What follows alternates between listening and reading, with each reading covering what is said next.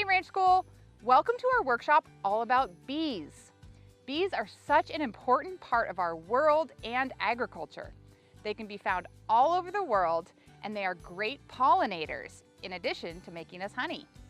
Now without these bees as pollinators, most of the flowers and plants in our entire world might not get pollinated. But for many, the first thing you're going to think of when you hear the word bees is honey. These are our bees on our ranch. Now we have an apiarist, which is a beekeeper, that comes and takes care of these hives and harvests the honey for us. They have the bees out here in one of our pastures where there's lots of different flowers and plants around that the bees can travel to pollinate and to carry back that pollen into the hives. Each box has a whole colony of bees, including the queen. Now, bee management and being an apiarist is really tough work, so we're thankful that we have somebody who helps us manage these. When we get the honey from our apiarist, we get to sell it in two different formats. One is our golden honey. This is traditional honey that you're probably the most familiar with, and the honey flavor can change depending on the area, the region, and even what flowers are nearby. We also sell a special spun honey. Now, this honey is considered creamed honey. It uses a starter, kind of like a sourdough starter, to break up the honey crystals to make it more like butter. This is my girl's favorite thing to spread on toast or English muffins, and it's especially good with a little meat and cheese plate. So at Five Marys, we have two types of honey, but all of the honey comes from the same bees. Now you see there's a fence around these hives. That's to protect the hives mainly from bears. Bears love honey, and other predators might want to attack these hives as well and scoop up all that goodness inside. So we have a fence around our hives as well as 3 strands of electric fence. So if a bear or a predator tries to come get a swoop of honey, they'll first receive a shock that will tell them to stay away. Honey has really amazing anti-inflammatory and immune-boosting properties. A benefit of finding local honey, especially if you have allergies, is that the bees have carried that pollen, and those little bits of pollen in the honey can help you develop an immune response so your allergies aren't as bad to the specific pollen in your area. Isn't that fascinating? Now we're going to learn more about both of these types of honey from our friend Brenda at Prairie Field Honey in Canada. Brenda is the queen bee, and she's going to take us to her hives, to the processing room, and to show us all the amazing things that can be created from the byproducts of honey and bees. Hi Ranch School families, this is Brenda from Prairie Field Honey here, and we are in Swift Current, Saskatchewan in Canada. I'm going to show you where that is on the map so you know exactly where we're talking from. But welcome to the apiary today. We're out in the bee field and we're going to show you what our bees look like here in Saskatchewan at the end of May. And we hope you enjoy what you're going to see today. So I'm going to put my hood on and put my gloves on, and then we're going to head over there. We're going to show you some of the equipment that we're using today, and we're going to open one of the hives and take a look. So come on over and we'll show you what we're doing.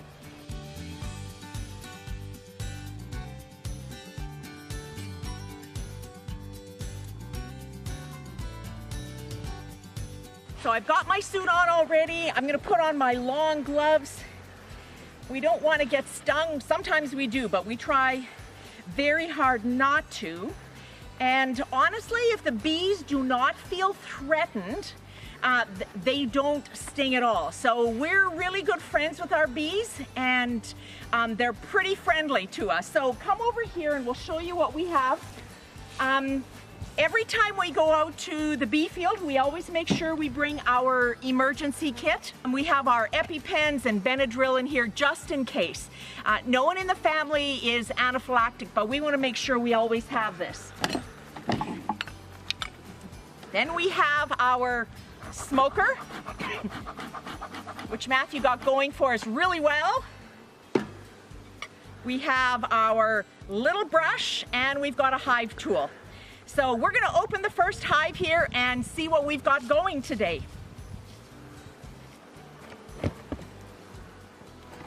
So here in Saskatchewan, it has just started to get nice, and you can see these trees around us here. They're just starting to bloom with little yellow flowers. These are carriganas, and the bees love them. They also love dandelions. So We have not added any supers to our hives yet because the flowers are just starting to bloom. So these two bottom boxes are called the brood boxes, and this is where the queen lays her eggs. And we actually leave our hives outside in winter. It gets really cold in Saskatchewan here, but we push 4 hives on a pallet together, and then we wrap them. And I'll show you some pictures of that later, but this is what they look like. We just unwrapped these last week. So I'm gonna open one of these hives without smoking it first, just to show you what it looks like. We're gonna do this really gently.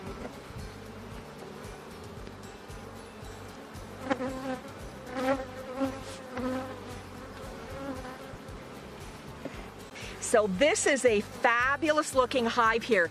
Look at all these bees. Mostly what you see on the top here are the worker bees. Now there are 3 types of bees in a hive. There is a queen, and how many do you think there are of the queens in the hive? There's only one, and her only job is to lay eggs. So there's one queen, and she's a little bit bigger. It's sometimes hard to spot her right away because we don't have ours marked. So there's one queen, and then there are a few drone bees, and those are the males, and their only job is to mate with the queen. They can't even sting. They have no stingers. They don't collect nectar or pollen. They don't do any guarding. They just mate with the queen, and then they like to eat. So the majority of the hive, like 95% of the hive, is made up of worker bees, and they are female. All the work in the hive gets done by females. They're the ones that look after the queen. They are the ones that once they have hatched out of their little octagon-shaped comb, they clean up the place where they've hatched. Then some of them will look after the queen. Some of them will make comb. They guard the hive, and then the last weeks that they are alive, they will go out to the flowers and they will forage for nectar and pollen. So it's the female worker bees that do lots of work in the hive and when it comes to collecting nectar and pollen. So we're going to take one of these frames out, and each box has 9 frames. 1, 2, 3, 4, 5, 6, 7, 8, 9. And those are the pupa. When the bee is ready to hatch out of there, she will eat her way out. Now let's see if we can find any that are at that stage right now. I don't see any, and I'm just taking a quick look here to see if, oh, right there. Can you see a little wiggling coming out of that hole? They're just starting to, she's just starting to eat her way out of there. It'll take her a bit of time, but when she comes out, she'll be a fully grown bee, ready to start doing her jobs. Now I'm just taking a quick look here for the queen, but I don't see her on this frame. But the rest of these are all females. Just in case my family forgets who's really in charge out here, I have a tiara, and I like to wear this thing and just remind them that really I'm the queen bee. How do you like my tiara? Welcome to Prairie Field Honey Extraction Shop. We are going to give you a tour through this plant today and show you what we do with the supers when we bring them back. Okay, this first bay here, we open the big doors, and once we have taken the honey supers off the hive that are full of honey, we bring them into this room here. And it's a little bit cold outside, so I'm going to close this door. But this is our heat room. And believe it or not, in the summertime, we actually turn the heat on in this room. We don't keep it cool at all. The reason we keep it warm is because we do not want the honey to crystallize in the frames. And here in Saskatchewan, one of the crops that the bees really like and that they forage on a lot is canola. Canola has an incredible amount of nectar in it, but it also crystallizes really quickly. So we need to keep our honey supers in the heat room here and keep them really warm. So in here, it's a heated floor. and yeah, we keep it nice and warm. That's where we hang our bee suits. And once we're ready to extract, we bring the supers through this big door here, and this is the extraction shop. Now again, this isn't the time of year when we are actually extracting anything, but we're going to walk you through the process anyway. So this is our extraction machine, and this is our little honey super for teaching purposes. We take big frames of honey. Now this one is about 15 pounds, and this is from several years ago, so we're not actually going to extract it. It's all crystallized in the frame here. You can see that the bees have capped off all of this comb, and when they have capped this off, we know that this honey is ready to be extracted. So we would bring a frame like this over here. We would set it down here, and I would have a partner here, either Kevin, my husband, whom you're going to meet in a few minutes, or one of our boys.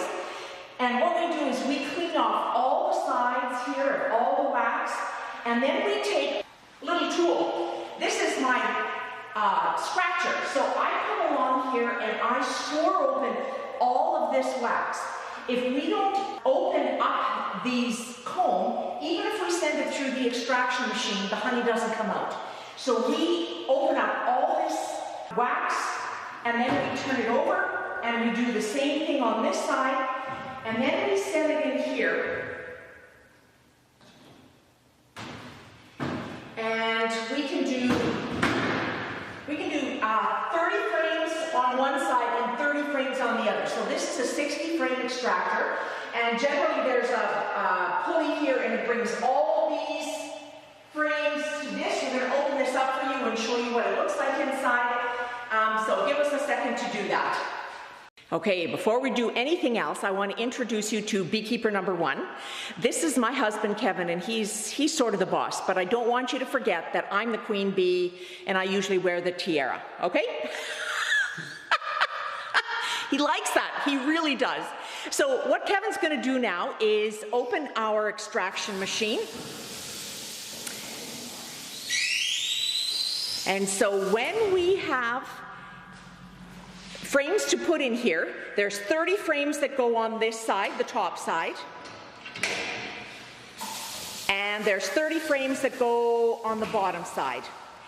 And once this is full, we close the lid, and this starts to spin around and around, and it uses centrifugal force, and the honey comes spinning out of the frames. Oh, there it goes. Now, if there were actually frames in here, it would sound like it's raining against the lid of the extractor machine, and it's a really cool sound. So look how quickly that turns. Okay, so once the frames are in there and turning, then what happens, we're walking around to the other side of the extraction machine, and you see this black tube, and all the honey comes pouring out, and it goes into this sump. And we can, if it's a plentiful harvest, about 2 rounds of this, and this whole sump here will be full of honey. And then we have a pump down there, and that pumps the honey up this long black tube, and it goes in through the wall to a big tank, which we will take you to. So there's that big tube that came out of the wall, and this goes into a really big tank right here, and I'm going to take you inside there and show you what that looks like. We are inside the heat shack here right now, and you can see this huge tank all the way to the top. But this big tank holds 17 barrels. Each barrel holds 650 pounds. Then what happens is once that big tank is full, we set an empty barrel below on a scale so we know exactly how many pounds go in. We open this little hatch here, and we fill these barrels. When that's full, this barrel can be filled in a couple of minutes. The honey just comes gushing out. We're always very, very careful when we work around this so we don't bump that off. The other thing I wanted to show you is how Kevin grabs a 650-pound barrel of honey.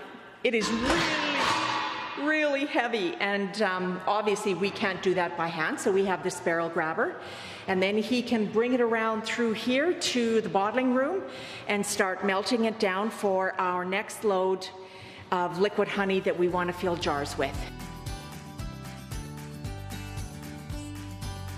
And all these barrels that we have in the extraction room here along the wall, we put our wax in these barrels. So the cappings wax that we open up before we put the frames through the extractor, that wax comes in here, as well as wax that we just get from out in the bee field. And then Kevin will take these barrels and render them down, and that's where we get our big chunks of wax from. And I wanted to give you an idea of all the supers that we have. So these are honey supers, and once the bees are really collecting a lot of nectar, once there's lots of flowers outside, we will come and take these boxes and put them on top of the brood boxes that you saw out in the field. So Kevin did not ask me about the colors that he painted these, and he loves them, and they look like Lego, and so my boys love them too. And in this room we have some fridges. Sometimes our creamed honey needs to be cooled. We have all of our jars here that Kevin uses to fill, as well as the plastic containers for the creamed. But this is the bottling room. This is the OR of the whole operation. Of course, before we come into this room, we've always washed our hands. We always have to have something on our heads, either a cap or a hairnet, because you don't want to have hair in your honey. So we're going to show you how we fill bottles in here, how we fill jars of honey. Now, one question that people often ask is, what happens when my liquid honey goes hard? Is it bad? And it absolutely is not bad. It's just gone hard. Honey is one of those foods that actually never goes bad. They have found some in the Egyptian tombs, and yes, it's hard, but it's still good honey. So what we do here at Prairie Field Honey, because we put all of our honey in these big barrels and it will get totally rock hard, we get these warming blankets. It's like a big sleeping blanket that we put around the barrel, and it gently warms it and turns it back from a solid state into a liquid state, and then we can fill jars. And we also have wrapped the tubing that comes from the barrel as well, because honey can crystallize in that as well. So Kevin's going to show us now how he fills some jars. He does all the settings so that if we want to fill 100 of these jars, we just push a button and it fills exactly 1 quart or 1 liter of honey. So here it comes. We've got all the labels on already, and this one's really slow. It's always the first one. It'll go much faster than that once we have filled the first one.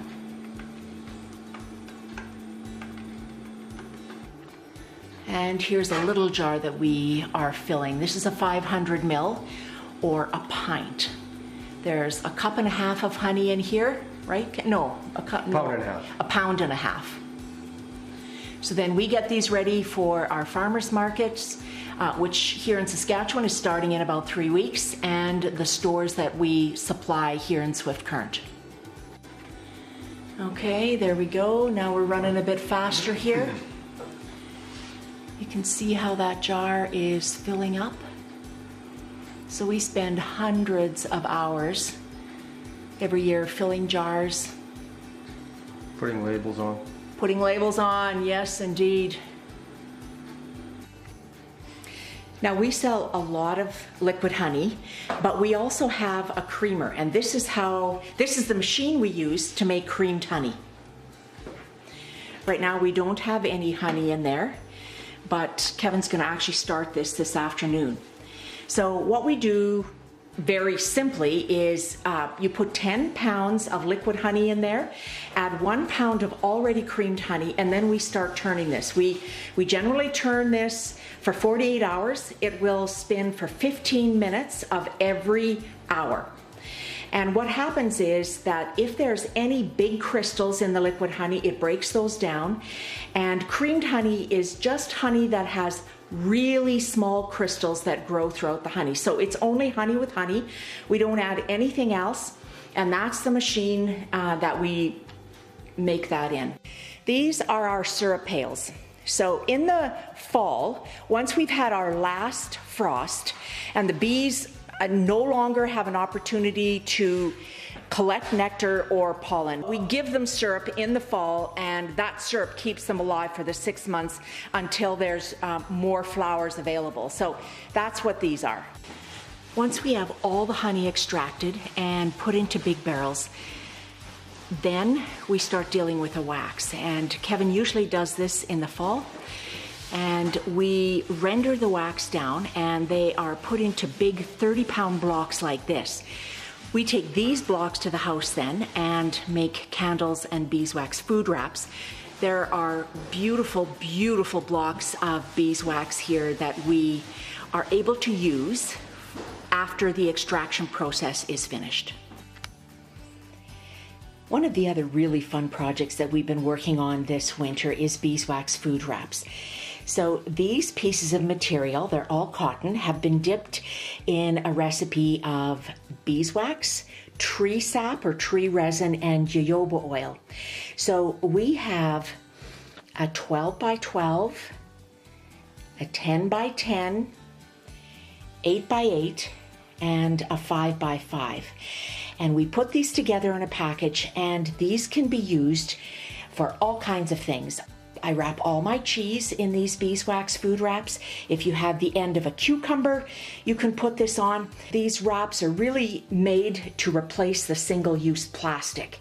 So these can be used for about a year. You just wipe them off after each use and they're ready to go again. But don't you love these hexagon patterns and bee patterns here? I just love these. This is the thing that I'll be doing this week, is packaging all of these ones. The other thing I wanted to show you is the beeswax products that we make with the beeswax. Candles is one of the things that we spend the winter making. So right here we have a 1 pound block of beeswax, and here's a ½ a pound. Then we have our pillar candles. We've got the tall one there, that's a 9-inch, 6, 5, 4, and 3. We've got some Christmas tree candles. There's our emergency candle. Here in Saskatchewan, we always have an emergency bucket in the vehicle when it's cold, so candles are essential. Here's our beehive candle. Then we've got some tapers, a 12-inch, 10-inch, 6-inch, and we've got a spiral. And lots of tea lights that we sell in a package of 10. Votives, and here are the birthday candles. I love these. These burn for about an hour, so you can sing a lot of rounds of happy birthday if you use these candles. And then we've got our hexagon candle. So you can make such beautiful things with wax that comes from a beehive.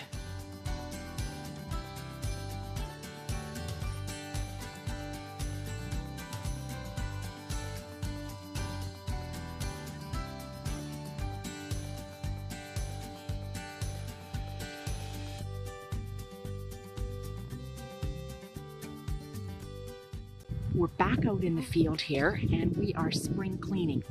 So we're going to show you exactly how we do that here with beekeeper number 1, who is Kevin. He's getting things set up here for his next hive, and we're going to show you what we do. So he's going to take the lid off.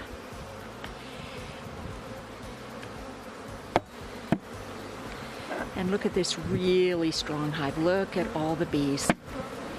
Look at all the bees. And that's my job to clean off the lids there. So remember the other day I said that these bottom 2 boxes are the brood boxes. This is where the queen lays her egg.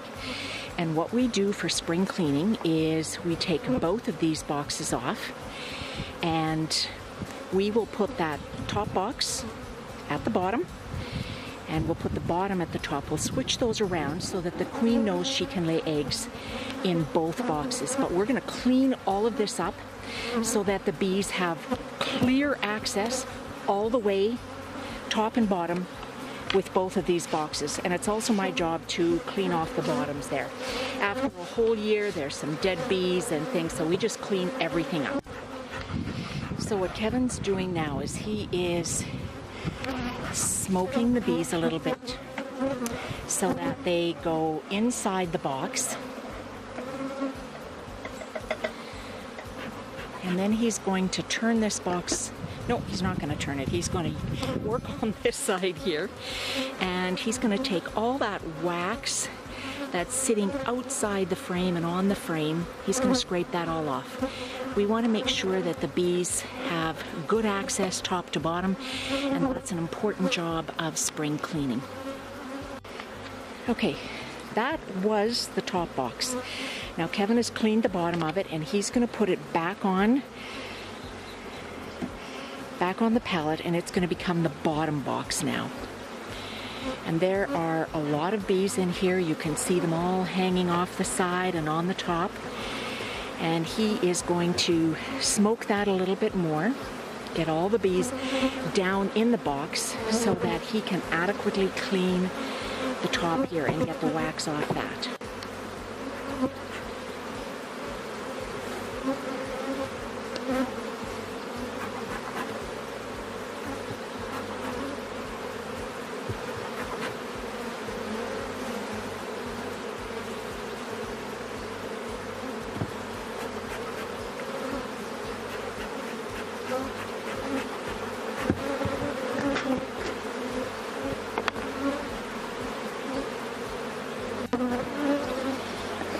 This box on top has been cleaned and it's looking great. Now Kevin's going to take what was the bottom box and put it on the top. Just going to square everything off.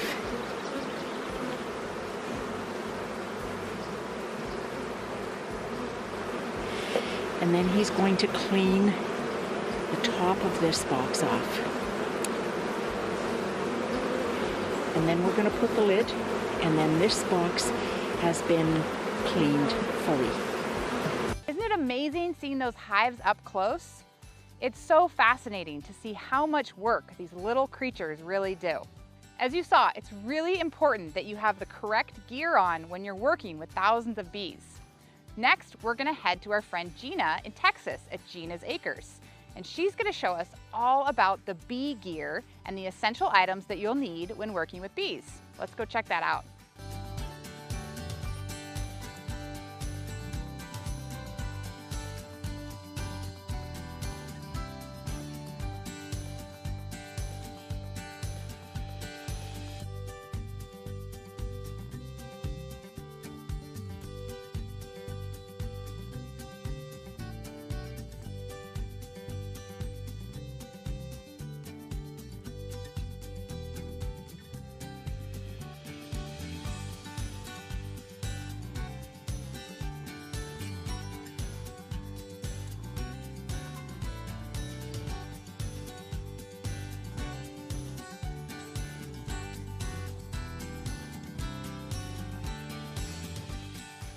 So some of the equipment that you would need is a smoker.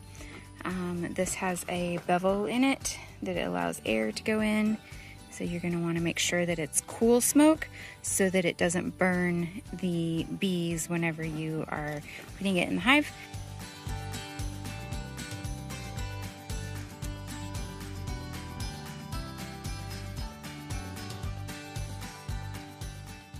And then there's the hive tool.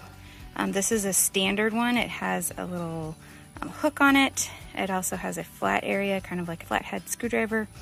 And that's the standard one that you have.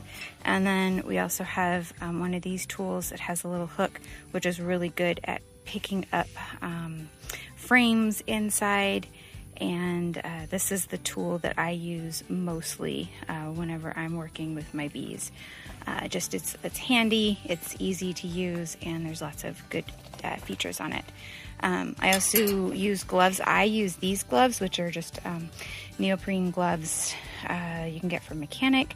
It makes it easier to feel things, but you can also get the leather gloves. So these are leather here, and they have really long arms, so that make sure that bees do not get into your onto your wrists or anything like that. I will use these when I'm working with a really hot hive or a hive that is really aggressive, but this is what I use mainly. Sometimes I'll double up on these, but it just kind of helps with the bees. And then I always make sure that I keep one of these around in case my smoker goes out. I'm able to relight it and to get it going. A ventilated bee suit. Down here in South Texas, it's really hot, so we allow the air to get in so it doesn't get too hot. And so I have a hat on so that it keeps my hair out of my face, and then also so that whenever I put the thing on here, it doesn't hit my face, and it keeps it away from my face there. I make sure that I am zipping it all the way on both sides, and then there's Velcro here to hold it together, because you want to make sure that bees cannot get into, they will find their way in, and the worst thing is to get a bee into your bonnet here. And then here for my gloves, I'm going to take this, I'm going to put on my gloves, and I'm going to put it around the outside of my suit so that bees can't climb up and in underneath in my arms. So I now am all the way covered, and so if the bees start getting hot or mad, then I am at least protected from most of the bee stings.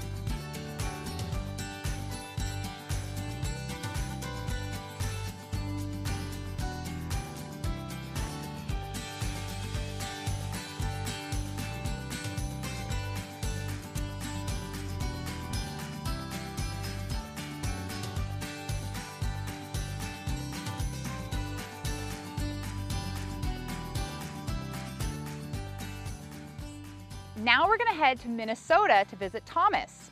Thomas is an entomologist, or someone who studies insects, and he's going to tell us about why bees are so important. Hi Ranch School! Today we're going to be talking about native bees and native bee research. The main takeaway today is this: don't forget about the native bees. Oftentimes when we talk about bees, pollination, and bee conservation, the conversation kind of centers around honeybees, which makes up only one species out of hundreds in our local habitats. Honeybees are like cows, pigs, and corn in that they are kept by people for economic and hobby purposes.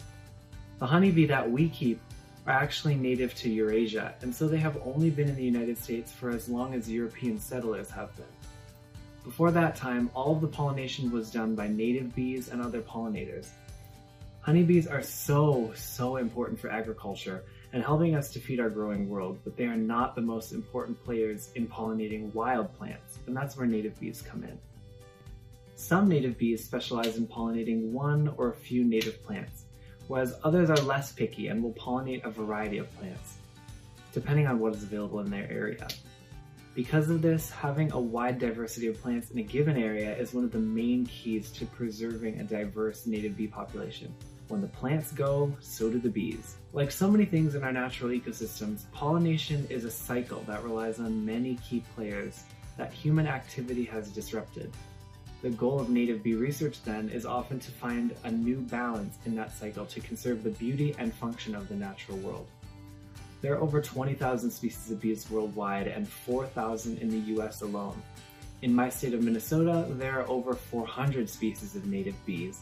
The diversity in appearance is truly astonishing among the native bees, with some ranging from big, fuzzy bumblebees to tiny black, blue, and fluorescent green sweat bees and everything in between. Unlike honeybees, the majority of native bee species are actually solitary, which means that they live alone in homes that they build for themselves. Solitary bees will build their nests in a variety of places, such as under rocks, inside of the stems of plants, or in the soil itself, in holes that they dig. One group of native bees, the cuckoo bees, will actually lay their eggs inside of the nests of other bee species, where their larvae steal food from and even eat the other bee species' larvae. The rest of the native bees are much more peaceful though, visiting flowers to collect nectar and pollen to feed themselves and their offspring. One of the primary goals for native bee research is to protect and conserve their populations from extirpation. Extirpation means local extinction, where a species reaches a population of 0 just in one given area rather than worldwide. Because of this, researchers perform research projects to track native bee populations, see which plants they visit most frequently, and determine what factors may harming them. This can include the loss of the plants that they rely on, climate change, fires, or pesticides. I hope today you were able to get some perspective as to just how diverse and vibrant the world of native bees is and how much there is to know. That's all for today. Bye, Ranch School. Thanks for joining us, Ranch School, to learn all about bees and honey. And remember, next time you see a bee, not to be scared. They're really important creatures on our planet, and they don't want to hurt you unless they feel threatened. So let the bees go about their business and know all the important things they're doing for us in this world. And whenever you get a chance, make sure to enjoy some of their delicious honey.